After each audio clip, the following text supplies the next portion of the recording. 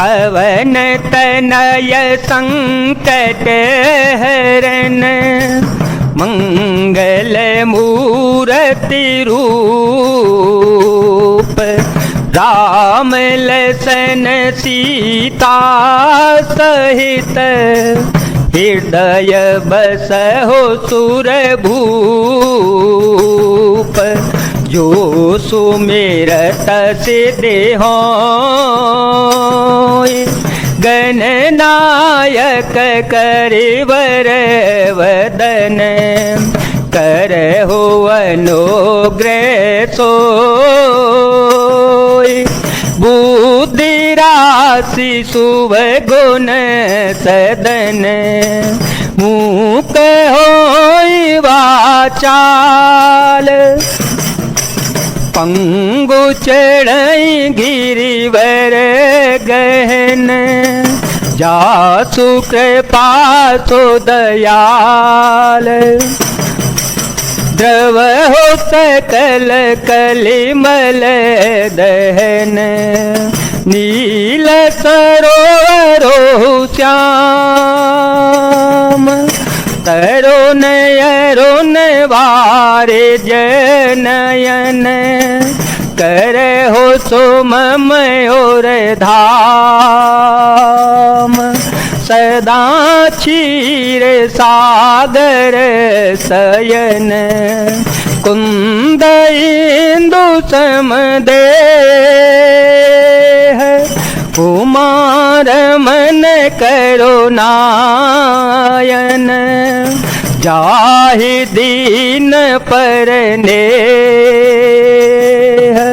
करो कृपा मर्दन मयन वंदो गुरु पद कंज कृपा सिंधु नर रूप हरि महामोहतम पुंज जासु वचन रवि कर निकर। जिन्हें स्मरण करने से सब कार्य सिद्ध होते हैं, जो गणों के स्वामी और सुंदर हाथी के मुख वाले हैं, वे ही बुद्धि के राशि और शुभ गुणों के धाम गणेश जी मुझ पर कृपा करें। जिनकी कृपा से गूंगा बहुत सुंदर बोलने वाला हो जाता है और लंगड़ा लूला भी दुर्गम पहाड़ पर चढ़ जाता है। वे कलयुग के सब पापों को जला डालने वाले दयालु भगवान मुझ पर द्रवित हो और दया करें।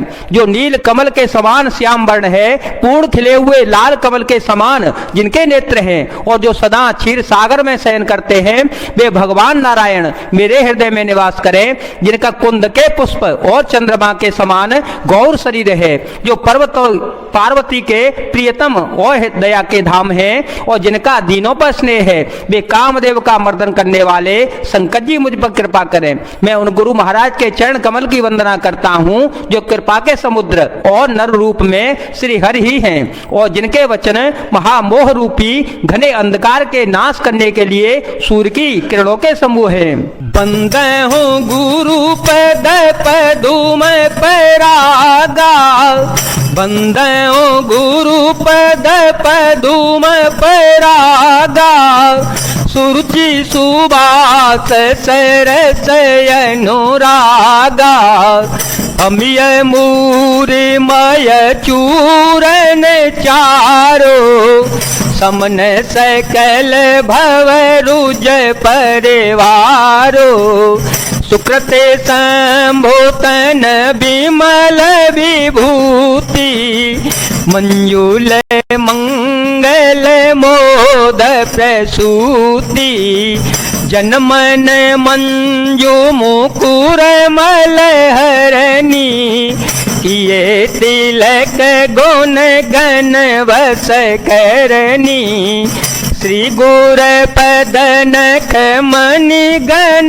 ज्योति, सुमिरत दिव्य दृष्टि होती, गलन मोहतम सोस प्रकाशु, बड़े भाग और आवे जासो, मंगल भवन मंगल हारी, द्रवहु सो दशरथ अजिर विहारी। राम सिया राम सिया राम सिया राम, सिया राम जय जय राम। मैं गुरु महाराज के चरण कमलों की रज की वंदना करता हूँ, जो सुरुचि सुंदर स्वाद सुगंध तथा अनुराग रूपी रस से पूर्ण है। वह अमर मूल संजीवनी जड़ी का सुंदर चूर्ण है, जो संपूर्ण भव रोगों के परिवार को नाश करने वाला है। वह रज सुकृति पुण्यवान पुरुष रूपी शिव जी के शरीर पर सुशोभित निर्मल विभूति है, और सुंदर कल्याण और आनंद की जननी है।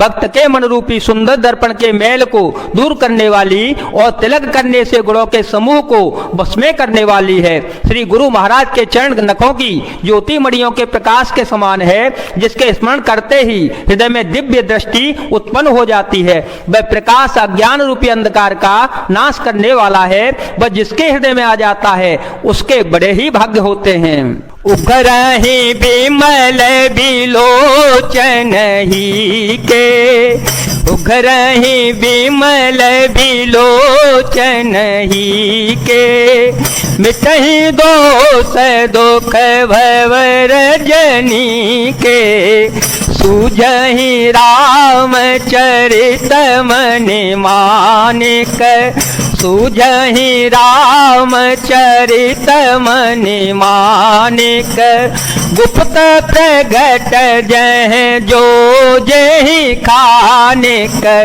मंगल भवन मंगल हारी, द्रवहु सो दशरथ अजिर विहारी। राम सिया राम सिया राम सिया राम, सिया राम जय जय राम।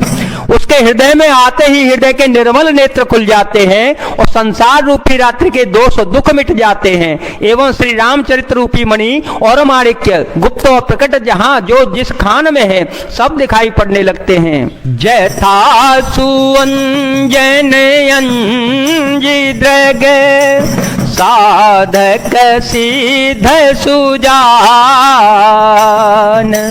कौतुक देखत सैलवन, भूतल भूरि निधान, मंगल भवन अमंगल हारे, द्रवहु सो दशरथ अजिर विहारे। राम सिया राम सिया राम सिया राम, सिया राम जय जय राम। जैसे सिद्धांत जनों को नेत्रों में लगाकर साधक सिद्ध और सुजान पर्वतों वनों और पृथ्वी के अंदर कौतुक से ही बहुत सी खाने देख लेते हैं।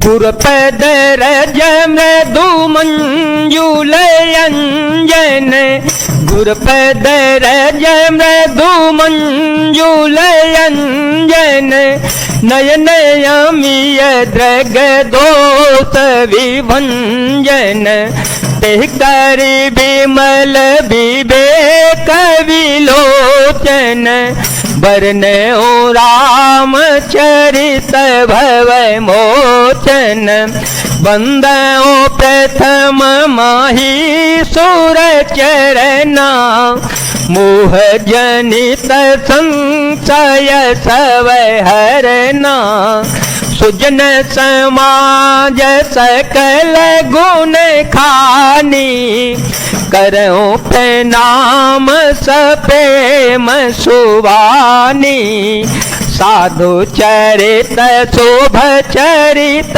कपासु, निरस विशद गुणमय फल जासु, जो सहे दुख पर छिद्र दुरावा, वंदनीय जेहि जग जस पावा।